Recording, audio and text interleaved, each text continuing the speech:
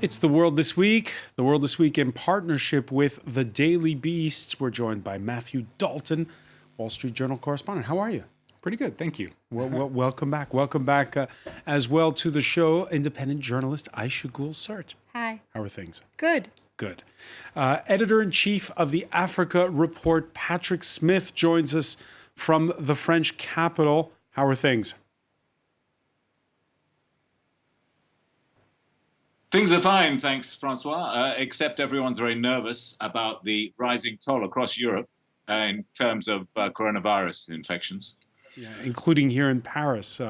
So from the safety of Aix-en-Provence, we say hello to Paul Taylor, contributing editor for Politico. How are things?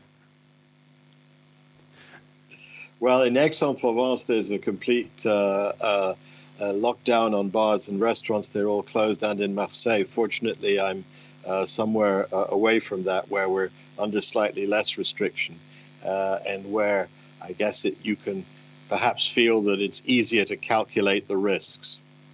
Okay. The World This Week on Facebook and Twitter, hashtag World This Week. Gosh, does it feel like they pack more than 24 hours into their news cycles over in the U.S. these days? On Monday morning, remember Monday morning? We awoke to those images of Donald Trump returning by helicopter at the end of his weekend to the White House after a stay in hospital with COVID. The commander-in-chief who turns to the cameras and drops the mask. Matthew Dalton, again, he caught coronavirus, and it's the whole news cycle has gone crazy since then, it feels. Well, I think it's a big story, rightfully so. The management of the coronavirus pandemic and COVID has been a big, perhaps the defining issue at this point in the American election.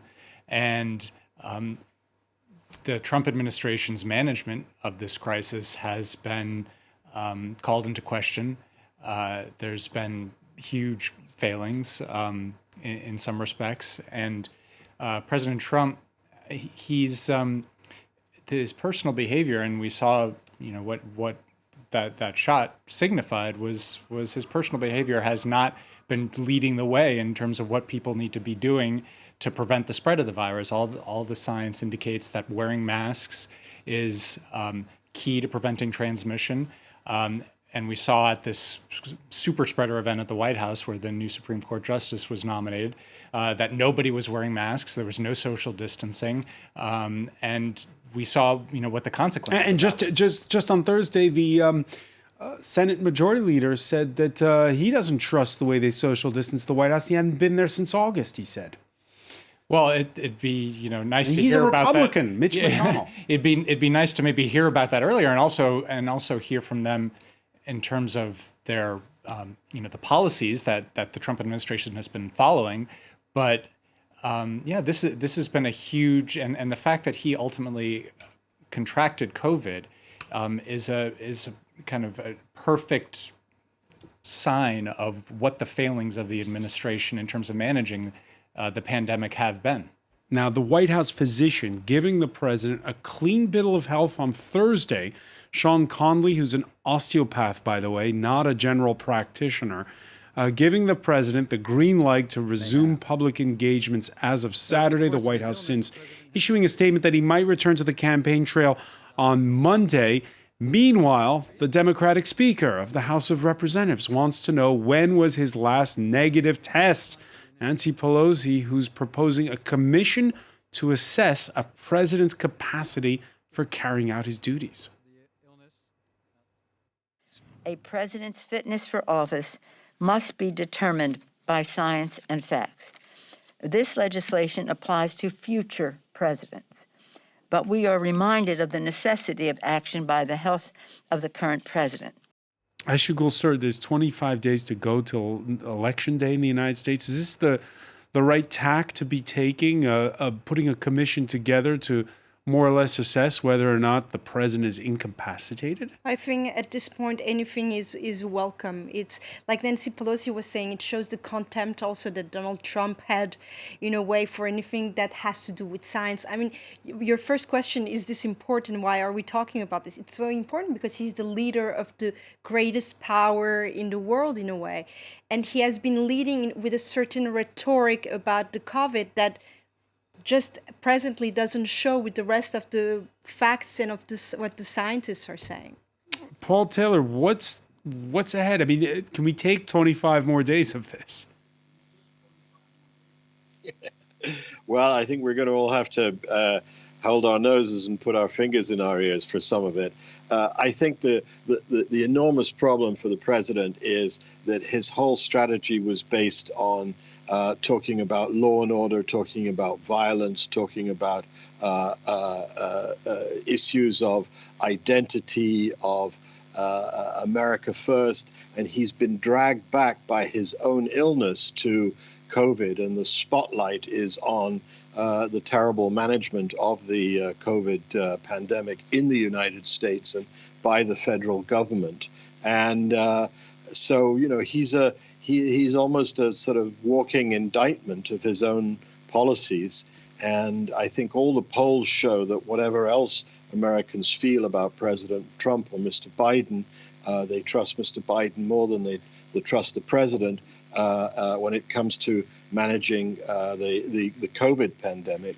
And I don't see how he's going to be able to push that off the agenda, nor do I think this idea that he has personally triumphed over COVID, and this shows that America can beat COVID and mustn't be intimidated by it and so on, is going to fly. 210,000 Americans have died already, and there's no sign of it abating.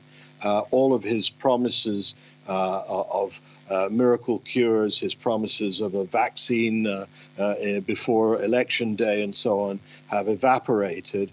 And I think he doesn't have much to go on. But I'm sure he's going to try and wrench the agenda in a different direction. I suppose, you know, there's always in American elections the risk of what people call an October surprise, something out there in the American action in the world. But it doesn't look very likely at the moment because, again, President Trump's whole line has been to disengage America from the world, to bring troops home, to end those endless wars he says that his predecessors got America into.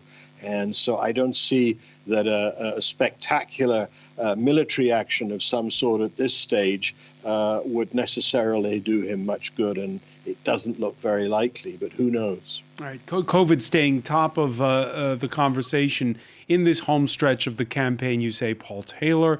Although there have been other stories that have made their way into the headlines 1 week after the U.S. president equivocated during his presidential debate about far-right groups.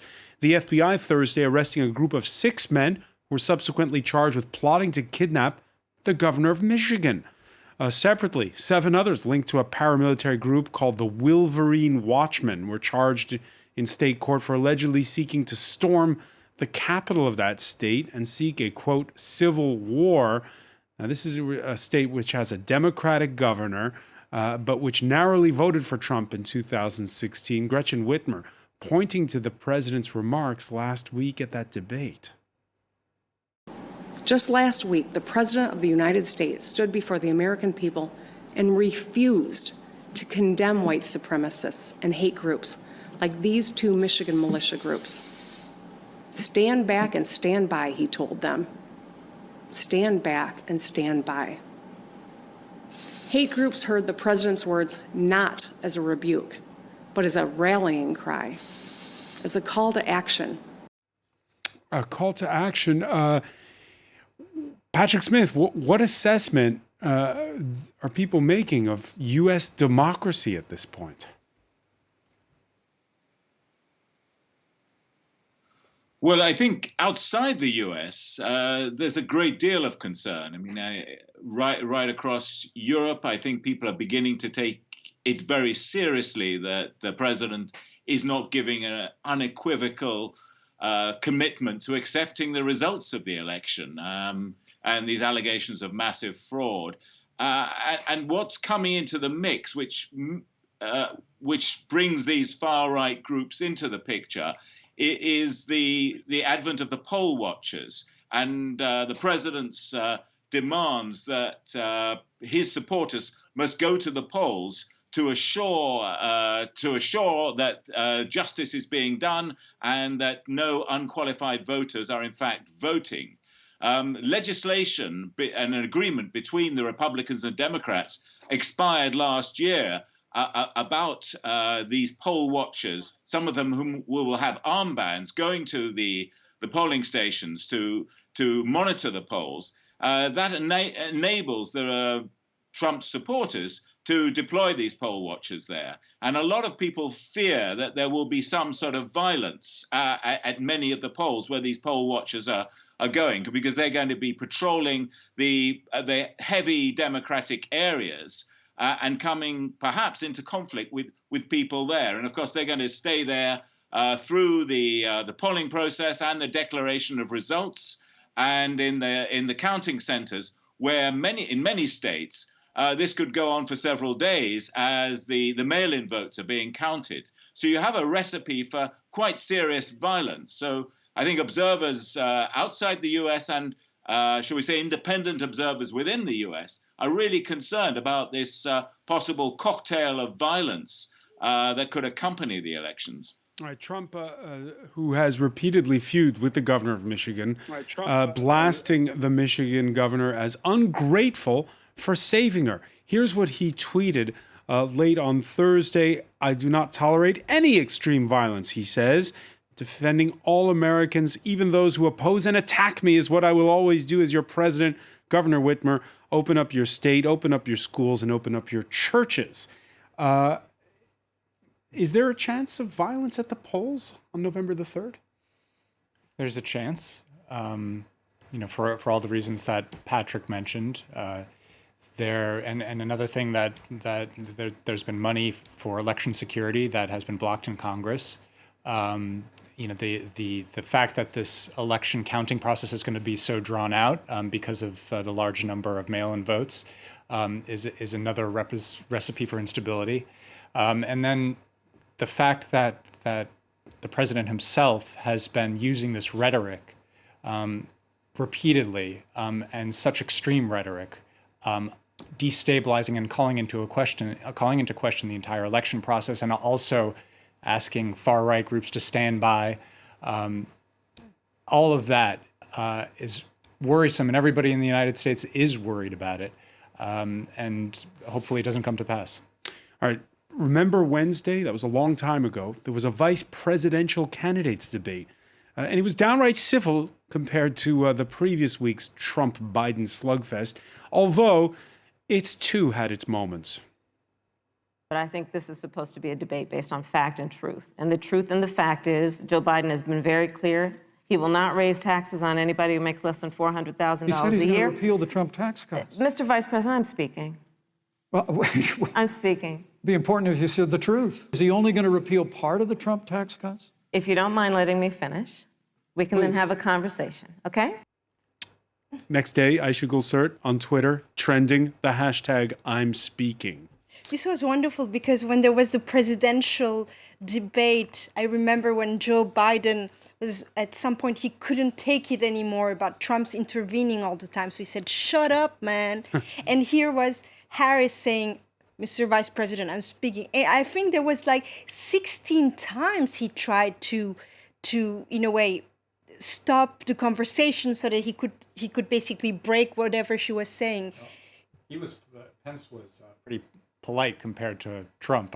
Yeah, and I read also a lot of commentaries also about how this one, and you mentioned it as well, Francois, how this was a civil debate. I think that if the presidential debate, the first one, had not been so savage, the vice presidential one would have been more heated. Well, Trump, after the debate in an interview with Fox News, he called Harris a monster, which was just pretty shocking. And Paul Taylor, a vice president's debate, which mattered more than it usually does, when you look at the age of the candidates at the top of the ticket, 74 and 77. Yeah, absolutely. And that's one of the things that neither of the vice presidential candidates actually wanted to address. And so they sidestepped that question about whether they were ready to take office if their respective champions were incapacitated.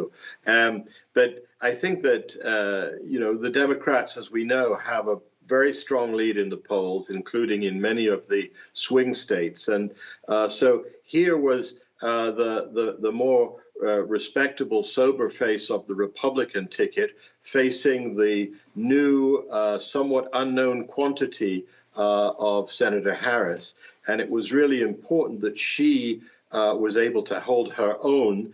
She didn't need to win the debate. She just needed to draw and to show that she was in the same league of seriousness, of command of fact and detail.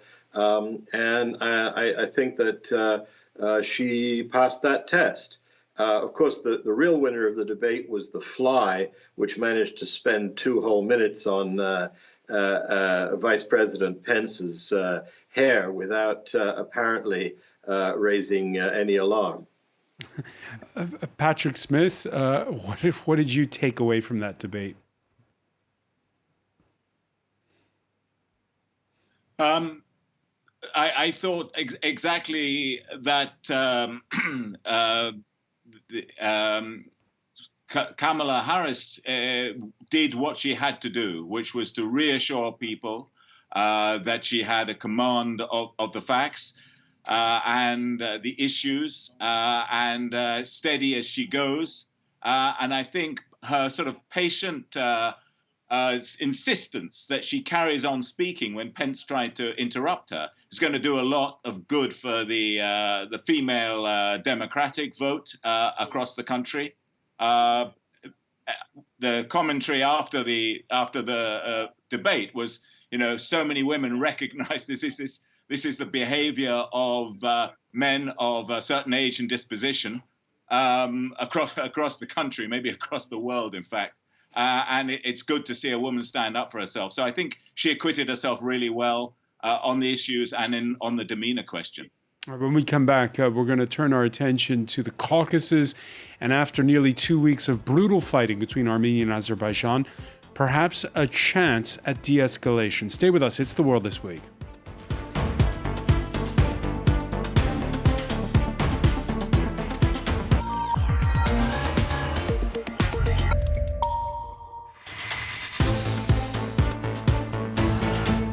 Welcome back, or welcome if you're just joining us. It's The World This Week. The World This Week in partnership with the Daily Beast. We're in the company of Matthew Dalton of the Paris Bureau of the Wall Street Journal. Welcome back as well to independent journalist Aishagul Surt. Patrick Smith, editor-in-chief of the Africa Report. What's your cover story this week, or this month, rather, Patrick? It's actually the big celebration that's happening across Africa 60 years after the big independence year, 1960. So we're leading with Nigeria, Cote d'Ivoire, et cetera, So lots of stories on the independence year leading to 60 years of independence.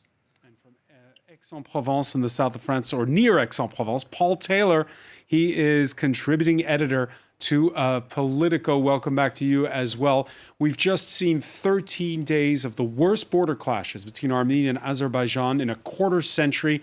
And finally, we are getting a whiff of de-escalation. Now, both sides have been giving as good as it gets, with more than 400 killed, including many civilians, in the battle over the mostly Armenian-speaking enclave of Nagorno-Karabakh. And Thursday's shelling of a historic cathedral in the town of Shusha, Nagorno-Karabakh, comes amid word from the Kremlin that mediation between Baku and Yerevan has begun. It's done more than begun, Paul Taylor, with Azerbaijan's president saying that, this is according to the Russia's RIA news agency, that there are principles to settle the conflict as put forward by that triumvirate of mediators, the U.S., Russia, and France. Your reaction to that? Well, the U.S., Russia, and France, the Minsk group, as they're called, have been dealing with this diplomatically for 25 years, and they really have got nowhere. So it would be very surprising if they had suddenly achieved a breakthrough. I think that what's happened here, Azerbaijan clearly incredibly frustrated at the fact that it was unable to shift the dial. The rhetoric between the two countries has escalated. Azerbaijan has got stronger, fueled by oil, with weapons from several sources, Russia, Israel, to a lesser extent Turkey, although many people see Turkey as having pushed Azerbaijan into this, but I think that it's not the only factor by any means. And it comes at a time where, as we've seen, the world is distracted by COVID-19. The United States is distracted by its own election and missing in action internationally. And it's a reminder of an intractable conflict, which is all part still of the sort of fallout from the collapse of the Soviet Union. These two countries were both Soviet republics. The conflict between them began while the Soviet Union still existed in the 1980s, and then there was really serious fighting in the early 1990s. Russia remains the dominant power in the region, but that doesn't necessarily mean that it can impose a settlement on either side. It has a mutual defense treaty with Armenia, but that doesn't cover the parts of Azerbaijan which Armenia occupied in the 1990s and which are now the location of the recent fighting. Russia is also a major supplier of weapons and has good relations with Baku, with Azerbaijan, and but it's not alone. And this is a sort of multipolar world in which nobody really has all of the power anymore. They're not the United States, not Russia. There are other players, Turkey, as we've seen, Iran, the southern neighbor of both these countries, which is concerned. And the risk of this festering, I think, was so strong that Russia really did have to act. But I'm not sure that we're going to see peace break out, perhaps a truce. But I think Azerbaijan really needs the status quo to change. And I'm not sure that Armenia is willing to accept that. Well, the status quo already has changed. What with this time Turkey really going all in. Paul Taylor mentioning there that Minsk group made up of the U.S., Russia, and France ahead of the talks. Plenty of second guessing of those mediators from Ankara. Minsk grubu da sorunu çözme konusunda şimdiye kadar hiçbir irade göstermemiştir. Ermenistan'ın uzlaşmaz ve şımarık tavırları sebebiyle 30 yıldır adeta kangrene dönmüş bu meselenin çözümü işgalin son bulmasıdır. It's been turned to gangrene, says Recep Tayyip Erdogan. Yes, and listening to Paul Taylor, although I am very jealous as well by the fact that he's in Aix-en-Provence and we are in this chilling studio, I disagree because it's in terms of Turkey wants to be a big player in the region.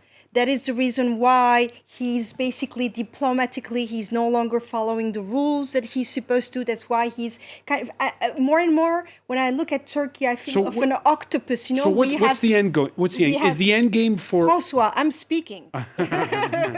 No, but in terms of having a power everywhere, in Libya, in Iraq, Syria, Greece, Cyprus, and now in Nagorno-Karabakh.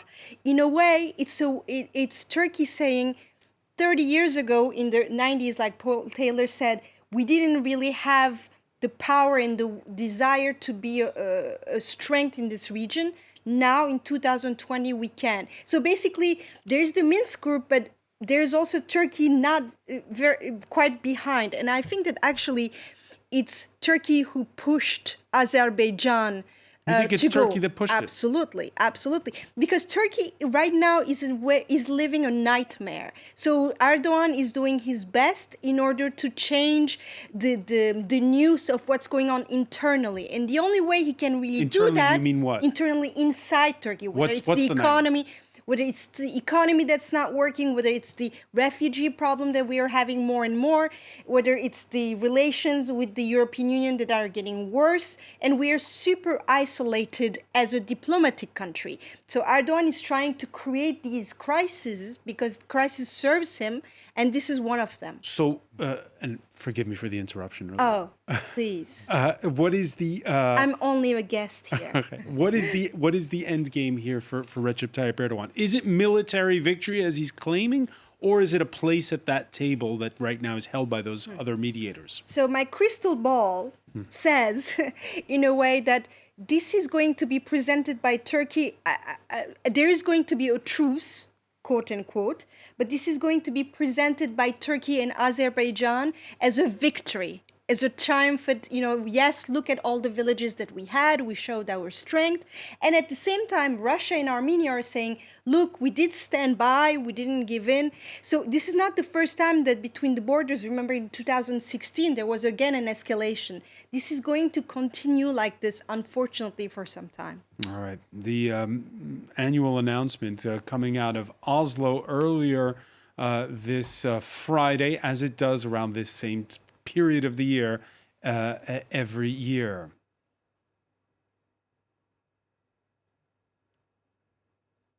The Norwegian Nobel Committee has decided to award the Nobel Peace Prize for 2020 to the World Food Programme.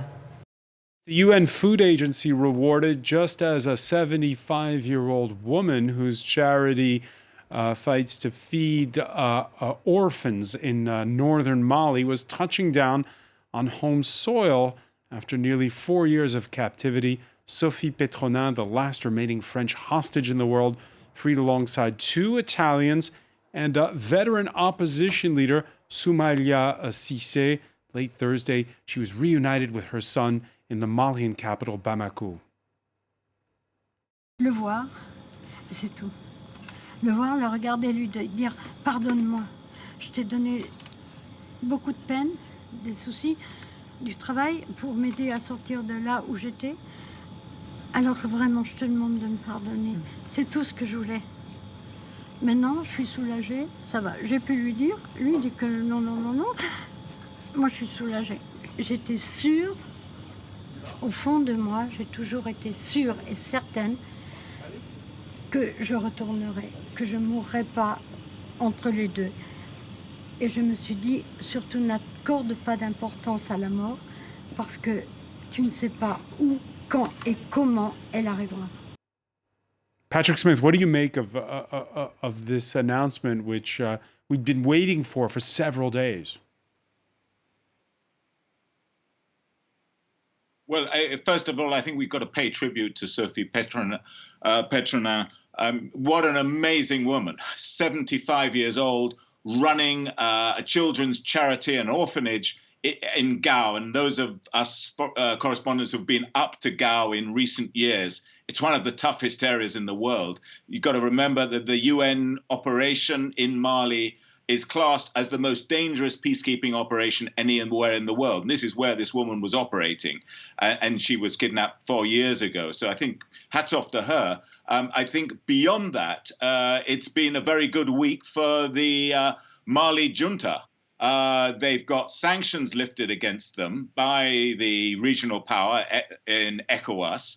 And after releasing 200 jihadist or otherwise militant insurgent prisoners, they have got this prisoner swap, which has resulted in Madame Petronin's release. As you say, the release of opposition leader Soumaïla Cissé and the Italian aid workers and a priest. So they are, as a new junta in the region, they're sort of proving their colors. So I think it's an important moment for them And it comes as there's still some skepticism about what the composition of the new government is actually going to work out to in practice. You've got a former military officer running it as president. He was former defense minister at one stage. And you've got a serving military officer as vice president. And they've argued and argued and argued and finally agreed to an 18-month transition. But the worry is that the military, as they've done elsewhere in the world, will try to elongate that transition, duck and dive about the new constitution and fixing the elections, and they'll be there for a much longer time. But so far, I mean, it's been a great week for them. They've got the sanctions lifted from the regional organization, and they've done this hostage deal. And for those who don't know him, Soumaïla Cissé, a three-time presidential candidate, he was abducted in March while campaigning for legislative elections in his home district of Nianfouké near Timbuktu in the north. And when he spoke to reporters late Thursday, there was a nod to that August coup that ousted his longtime rival. Mais aujourd'hui, le propos, c'est pour remercier. Remercier les nouvelles autorités maliennes, elles ont changé pendant mon absence. Le président et le vice-président ont été investis le 25 septembre. Dès le 26 septembre, j'ai été faire une vidéo à la demande de mes ravisseurs pour donner signe de vie. Ça veut dire donc que le président a été efficace. All right. As Patrick Smith was saying, we're talking about very much a junta-backed government there. And Paul Taylor, Patrick saying it's been a good week for the junta. Twice in the last 24 hours, French President Emmanuel Macron saluting the Malian authorities for their efforts. Yeah, he didn't actually mention the president, and who France has not yet recognized. But I think that it's clear that this is also potentially offering France a bit of a ladder to climb down from its initial rejection, which was in line with the West African states' rejection of the military coup that had overthrown President Ibrahim Boubacar beforehand. And I think the question in my mind is this a kind of a one-off swap and a slight honeymoon for the new government, or might it lead to some political process of really opening up, decentralizing more power and making more development resources available to the regions which have, where the rebels are strong? Or on the other hand, will it strengthen the jihadists because they get a couple of hundred of their fighters back? We don't know whether any money was involved in this transaction or not, but certainly if history's any guide. I was going to say, actually, according to French newspaper Le Monde, yes, there was money involved. Le Monde writing, all sources close to the case confirm an important ransom whose exact figure remains under wraps has come on top of the release of fighters. Matthew Dalton, your thoughts on that? Well, it raises a lot of questions. You've got all these fighters being released. You've got a large sum of money being paid to them. And this is not a theoretical question for France. France has thousands of soldiers based in the region. They've been there for about 7 years under Operation Barkhane. They're trying to control jihadist groups that have been destabilizing the governments across the Sahel. And just recently, they killed soldiers in Tessalit. And Tessalit, one of their vehicles rolled over an IED. So, and throughout the history of that operation, several dozen French soldiers have been killed. So this does raise legitimate security considerations. It's one of the reasons why America and England don't pay ransoms. They have a very strict policy about not paying ransoms for hostages. And the continental European governments, France, Italy, Germany, they do pay ransoms, as they appear to have in this case. Patrick Smith, in this particular instance, France 24's Wassim Nasser speaking to sources who say that it may not have been the French that paid, and he says there are certainly strong evidence or perhaps word that the Vatican may have coughed up money, in particular for that Italian priest. Yeah, I've heard this story too. I mean, there were three Italians involved, yeah? The two aid workers and the priest. Yeah, I mean, it's not, shall we say, unknown on what justification they, whether a spiritual or a more material one, is hard to see. But I guess it would also be a sort of a tribute to Madame Petronan as well, to get her out. But yeah, it comes to this crux of the division between the Anglo-Americans, who steadfastly refuse to pay ransoms in these circumstances, and the European greater flexibility on the ransom payments. Although I have to say there have been cases in areas where the Anglo-Americans have been involved, where, shall we say, sort of cutouts have been used, and incentives and material resources have been delivered to hostage takers. So it's not entirely black and white in that respect. But I think there's something, could well be something in the fact that this time the Vatican came in. It's interesting because you started the segment by saying that there was no longer any French hostages in the world. So that's for certain. But what we hear from the field is that, but the future of Mali is uncertain. And what is also uncertain is how long are the French going to be able to stay? How is the military going and Emmanuel Macron going to say, it's a very fine line, the fact that the military is there in Mali. They have been invited for almost 7 years now, so there's a reason why they're there. It's at the gates of Europe, so there's an explanation to it.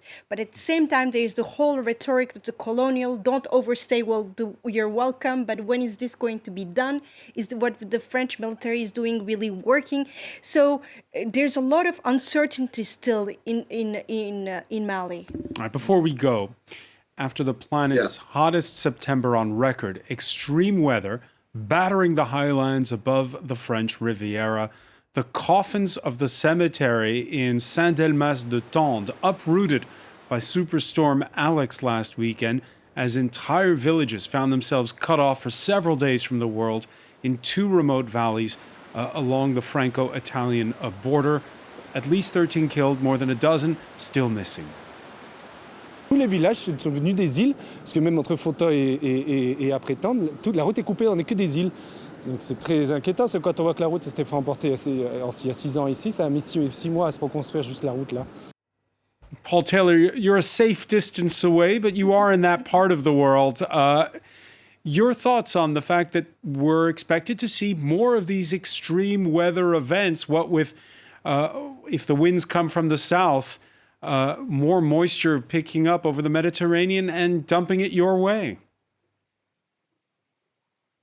Well, indeed, and we've had a whole series of these episodes in the Cévennes and around the French Mediterranean coast. And one of the difficulties is that a lot of these villages are built either perched on rocky or can collapse as a result of extreme weather, or in valley beds where they're liable to flooding. The authorities know about the flooding risk, but whether you really take the really unpopular political decision to force these communities to evacuate from such areas is very hard. I think there'll be more debate about that now in France, as there was a decade or so ago over housing that was built on the Atlantic coast and that also was washed away in extreme weather conditions. But it's sadly only a foretaste of what's coming around the world, and there are many countries that are much more brutally hit by it than France is. It's quite something to see towns in France cut off from the world, Matthew Dalton. Well, as an American, I normally associate incredibly violent storms with hurricanes along the Gulf Coast and Texas. But France has seen a number of these over the past few years. really violent storms, a lot of rainfall in a very short period of time. That, people say that with climate change, experts say, scientists say that with climate change, these kinds of storms are going to become more frequent, as very violent hurricanes have become more frequent in the Gulf of Mexico. Wildfires also in California, wildfires actually in the south of France as well. This seems to be a foretaste. Yeah, Patrick Smith, when the French president went down there to speak with villagers, almost all the talk was about whether the insurance companies will pay. And there's this sort of feeling that the day the insurance companies have had enough, that's when we'll really get serious about stopping global warming. And we'll then next year renegotiate the climate change agreement, and maybe by then the US will come back into the fold. I hope. The big story at the start of the pandemic was, well, this is at last going to push us into getting serious about climate change and dealing with the environmental crisis resulting. It doesn't seem to have done that. We've just snapped back into our old bad ways in most of the planet, apart from a lot of cycle lanes in Paris, which is great to see. So I don't know what we're going to need to have a wake up, at least in the West. Most of the rest of the world is already woken up to the threat of the climate crisis. But in the West, we still don't seem to be capable of taking the tough enough action to make the difference. So I don't think these floods in the southeast of France are going to make it. In terms of also, when you say wake up, it's also how many more red alerts do we need? I mean, in terms, not only in France, but also in terms of, think about also, maybe it's too naive for me, but also all the wildlife and the animals that are being threatened by these floods, these fires. And what Patrick said made me smile, because in a way he hinted that whoever is at the White House today will not be the one at the White House after November the 3rd. So that maybe we will actually go and speak about this treaty about ecology and environment again. Because without nature, there's no us. So since we are so self-centered, we have to make sure that the nature will be well treated. Yeah, the earth will still be around. It's a question of whether humanity will be there. Aisha Gulserd, I want to thank you.